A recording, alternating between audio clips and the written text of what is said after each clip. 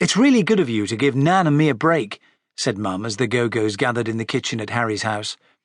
You could see from the look on her face that she knew it wouldn't be easy for them to keep Frederick happy. "I've got to finish some work before lunchtime, and Nan has to bake cakes for her gardening club.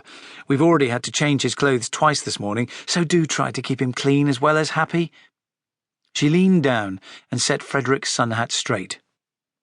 "You're a lucky boy having all these big children to play with," she said in an extra cheery voice. "So you be good and hold their hands." "Bum bum," said Frederick, and threw down the hat. Harry would have been marched up to his room if he'd behaved like that, and he could tell Nan was definitely thinking about it. She flumped a spoonful of butter into her bowl so hard that a cloud of flour flew into the air. "Who wants to go on my skateboard?" asked Charlie, stepping forward quickly. "It's a special one called Dragon." Mum and Nan looked at each other and crossed their fingers as the Go-Go's fixed smiles on their faces and led Frederick out of the back door. Charlie put the board down on the grass and hopped on. Frederick ran at her and tried to push her off it. "Hey, steady, Freddie," she said. "Wait till I show you how to stand on it."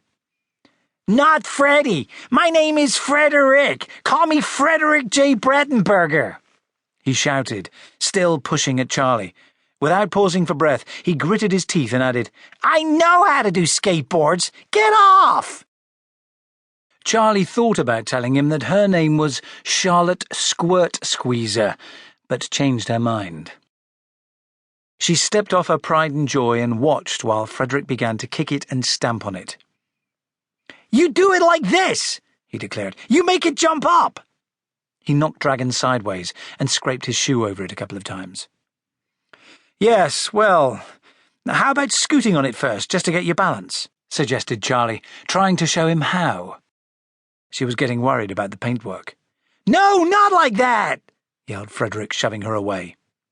He carried on kicking at it. When the board didn't do what he wanted, he picked it up and held it to his chest. "So much for skateboarding," muttered Harry. He raised his voice, put on a big smile, and said, "OK, who's for a bounce on the trampoline?" "Wait," said Siri.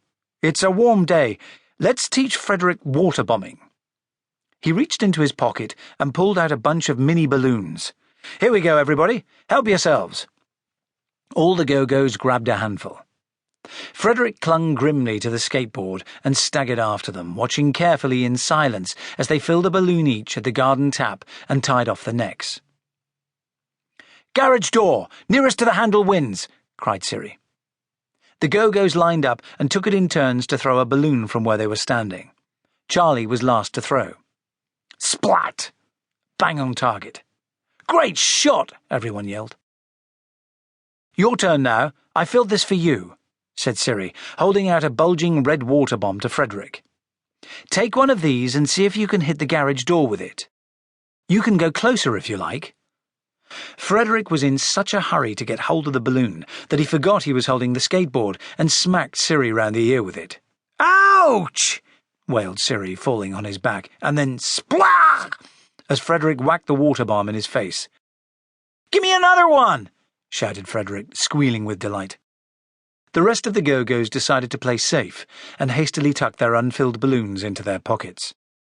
Frederick was furious. He snatched back Charlie's dragon board. "I hate you all!" he announced. "I'm going to tell Harry's mommy." He started to head for the back door. "Oh, no," muttered Harry, and then he called, "Who wants to go on the trampoline?" "Me!" chorused the Go-Go's. "Come on, Frederick!" They dashed over to the other side of the garden. "Let's have some fun!" Nimbly, Jack clambered up the ladder onto the trampoline. He did a few warm-up bounces, then a backflip. "Look at that!" said Siri.